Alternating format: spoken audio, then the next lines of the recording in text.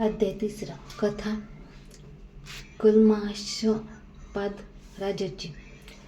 श्री गणेशाय नमः. शिवकथा श्रवणास आतुर होऊन बसलेले श्रोते वर्गास सुत सांगतात की एके दिवशी ईश्वर व्याकुळ कुळीचा राजा मित्रासह हा शिकारीसाठी वनात गेला. तेथे राजा मित्रासहाच्या हातून एका राक्षसाचा वध घडला. त्या राक्षसाचा भाऊ सुडाने पेटला.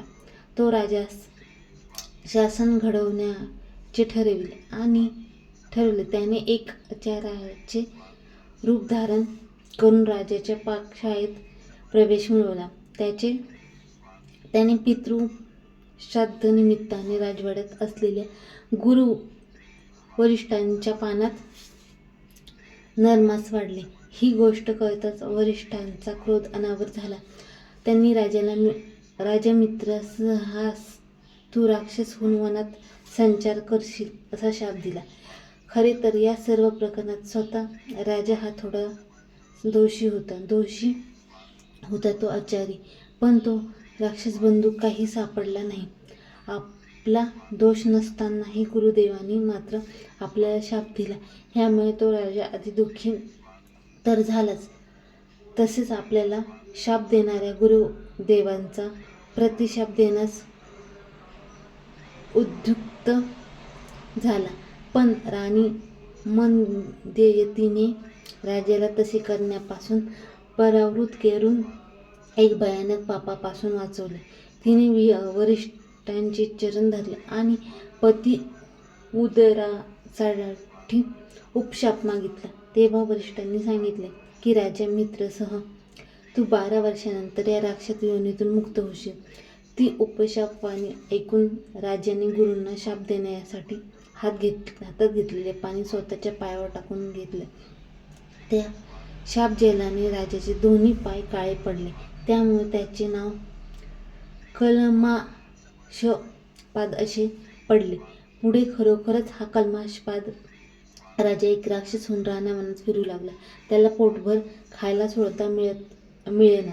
एकदा या भुकेने व्याकुळ झालेल्या राक्षसाने म्हणजेच कल्माषपाद राजाने एक ब्राह्मण पुत्राला आणि त्याच्या पत्नीला रानावनात एकटे पाहिले. तेव्हा कोणताही विचार न करता त्या राक्षसाने त्या ब्राह्मणास कच्चे खाऊन टाकले. त्यामुळे पती वियोगाने दुःखी कष्टी झालेली ब्राह्मणीने त्या राक्षसाला म्हणजेच राजाला शाप दिला की हे दुष्ट, तू माझे पतीचे सुख हरण केले. त्यामुळे तू या राक्षस योनीतून मुक्त होऊन परत जाशील. तेव्हा तू तुझ्या पत्नीशी किंवा अन्य कोणत्याही स्त्रीशी संग करण्याचा प्रयत्न जरी करशील तरी त्या क्षणी तू मरण पावशील. 12 वर्षांनी वरिष्ठ ऋषींच्या शापातून मुक्त होऊन राजा परत आला खरा, पण त्या ब्राह्मणीचा नवा शाप घेऊन. त्यामुळे राजाचे सारे सुख चैन हरवून गेले. राजाला कुणी वारसच मिळेना. ब्रह्महत्येच्या पापापही सुटेना. खूप प्रयत्न, व्रत वैकल्य केले, जप तप केले, पण काही उपयोग होईना. अखेर दुःखी होऊन राजा गृहत्याग केला आणि तो वनात गेला. एके दिवशी बहुभाग्याने कल्माषपाद राजाची आणि गौतम ऋषींची भेट झाली. राजाने आपले दुःख सांगून त्यांच्याकडे उपाय विचारले. तेव्हा गौतम ऋषींनी राजाला शिवपंचाक्षरी मंत्रोपदेश करून त्यास श्री क्षेत्र गोकर्ण महाबळेश्वर येथे जाऊन शिव आराधना करायला सांगितली. तेव्हा गौतमांनी राजाला श्री क्षेत्र गोकर्ण महादेवाची कथा, स्थान, महत्त्व आणि ह्या पवित्र क्षेत्री शिवोपासना करून उद्धार झालेल्या एका चंडालीची कथा सांगितली. एक व्यभिचारी स्त्री चंडा योनीत जन्महूनही पावन होते, तर आपला का उद्धार होणार नाही असा विचार करून गौतम ऋषींनी आशीर्वाद मार्गदर्शन घेऊन कल्माषपाद राजा श्री क्षेत्र गोकर्ण महाबळेश्वर येथे आला. तेथे ऋषीवराच्या आज्ञेनुसार राजाने कठोर शिव उपासना केली. मनपूर्वक ध्यान, दर्शन, पूजा आणि स्मरण केले. त्यामुळे कालांतरे राजा ब्रह्महत्येच्या पापातून मुक्त झाला. शिवोपासनेमुळे सर्व पापांचा नाश झाला. पुण्याईचे फळ वाढले आणि अखेर राजा शिवशंकराच्या कृपेने कैलास लोकी जात झाला. त्याचा उद्धार झाला. जन्म सार्थकी लागला.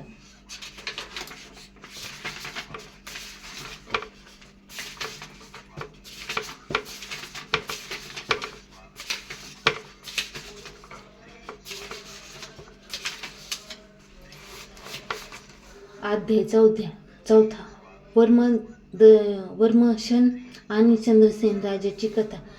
श्री गणेशाय नमः. शिवपूजनाचा आगाध महिमा वर्ण करत असताना सूत सांगतात की भक्तगण हो, शिवनाम आणि शिवपूजा ही खरोखर सर्व पाप ताप ह्याचे हनन करून पुण्य पदरी बांधून देणारी उपासना आहे.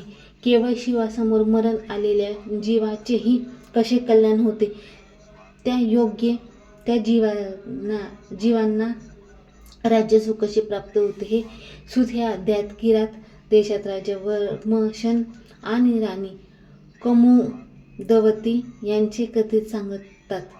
राणीचे एका प्रश्नाचे उत्तर देताना राजा वर्मशन तिला आपल्या आणि तिच्या मागील जन्माची कथा सांगतो. प्रिया, गत जन्मी मी श्वान योनीत असताना आणि तू कपोत पक्षिणी असताना आपल्याला एक शिवलिंगाच्या दारात मृत्यू आला. प्रसंगानुरूप प्रदक्षिणा घडल्या. अंतकाळी शिवदर्शन घडले.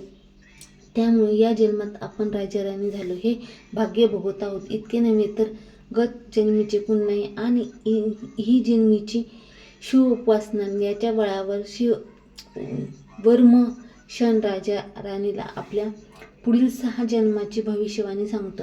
पुढील जन्मात मी कोणत्या कोणत्या देशाचा राजा असेन, तू कोणाची कन्या असशील, प्रत्येक जन्मात आपली जोडी कशी असेल, हा सारा वृत्तांत राजा राणीला निवेदन करतो.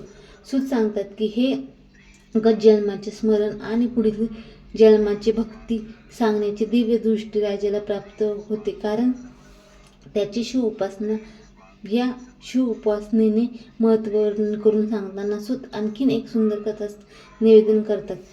उज्जैनी नावाच्या एका नगरीत चंद्रसेन नावाचा राजा राज्य करीत होता. राजा चंद्रसेन हा शूर, पराक्रमी, प्रजादक्ष आणि लोककल्याणकारी राजा होता. तसाच तो एक महान शिवभक्त होता. न्यायनीती आणि धर्माचरण करणारा राजा नित्य श्री महाकालेश्वर ज्योतिर्लिंगाचे पूजा सेवा करीत असे. राजा चंद्रसेन ह्यास त्याचा एक मित्र मणिभद्र याने एक दिव्य मणी दिला होता. त्या दिव्य मण्याची अशी ख्याती होती की त्या मण्याच्या स्पर्शाने धातूचे सोने होते. तसेच या मण्याचे सध्या दर्शनही सुद्धा अनेक लोकांच्या असाध्य व्याधी ताप दूर होत असे. लोक व्याधीमुक्त, रोगमुक्त, कलेशमुक्त होत होते. या दिव्य मण्याचे अस्तित्वामुळे चंद्रसेन राजाची नगरी सर्वत्र सुख शांतता होती. नगरी सोबता नांदत होती. प्रजा सुखी समाधानी होते. प्रजेने राजा चंद्रसेन नित्य शिवोपासना आणि दृढतेने करू शकत होता. पण म्हणतात ना की धन हे जसे सुखदायक असते तसेच ते कष्ट आणि चिंतादायकही असते. चंद्रसेन राजाच्या बाबतीत हे सुद्धा तसेच घडले. हा सौख्य सुखता देणारा दिव्यमणी राजाच्या शत्रू निर्माण व्हायला, परचक्र यायला, युद्ध व्हायला कारणीभूत ठरला. त्याचे असे झाले की उज्जैन नगरीत एवढी शांतता, सुख सुखता अशी कशी हे रहस्य जेव्हा आजूबाजूच्या इतर राजांना कळले, तेव्हा ते सारे जण एक झाले. तो दिव्य मणी हस्तगत करण्यासाठी त्यांनी अनेक प्रयत्न सुरू केले. अखेर मणी मागणी करून हवे ते मिळत नाही म्हटल्यावर इतर राज्यांनी एकत्र येऊन चंद्रसेनाच्या नगरीत वेढा घातला, युद्धात पुकारले. त्यामुळे राजा चंद्रसेन शिवोपासनेमध्ये मग्न होता. त्याने आपला सर्व भार महाकालेश्वरवर घातला. पूजा सोडून नाही का ध्यान बैठक मोडली नाही. इकडे राजाचा प्रधान हा मात्र शत्रूशी झुंज देत होता. राजाचे युद्धाचे संकट आले होते. राज्यावर युद्धाचे संकट आले असताना सुद्धा एक राजा एवढा शांत आणि एकाग्र चित्ताने शिवोपासना कशी करू शकतो हे पाहण्यासाठी आणि आपल्या नगरीचे रक्षण करावे म्हणून महाकालेश्वराला प्रार्थना करण्यासाठी अनेक प्रजाजन मंदिरात जमा झाले होते. त्यातच एक तरुण विधवा गवळण आपल्या एका छोट्या मुलाला घेऊन तिथे आली होती. राजाने ती भाव अवस्था ते शिवपूजन एकाग्रता पाहून तो छोटा मुलगा प्रभावित झाला. घरी परत गेल्या तरी ते दृश्य त्या मुलाच्या डोळ्यापुढे हलत नव्हते. आई घर कामात रमली आहे हे पाहून तो मुलगा अंगणात खेळू लागला. खेळ कसला तर तो त्या शिवपूजेचा एक दगडाला शिवलिंग मानून शिव शिव म्हणत तो मुलगा त्या देवपूजेच्या खेळात इतका रमला झाला की आईने अनेक हाका मारून जेवायला बोलवले तरी तो घरात आला नाही. त्याचे ध्यान मोडले नाही. आई रागावली. तिने ती पूजा मोडली. त्याने मुलगा दुःखी कष्टी झाला. रडू लागला. रडता रडता मूर्छित झाला. भानावर येताच त्याने शिव नामाचा टाहो फोडला. त्याबरोबर एक नवल घडले. बालभक्ताच्या भक्तीवर प्रसन्न झालेले भोलेनाथांनी त्या जागी एक रत्नजडित भव्य दिव्य मंदिर निर्माण केले. ते पाहून बालकास सर्वांना अपूर्व आनंद झाला. ही वार्ता राजेद्वारे गेली. राजा चंद्रसेन तेथे धावत पळत शिवदर्शनाला आला. शत्रू शरण आले.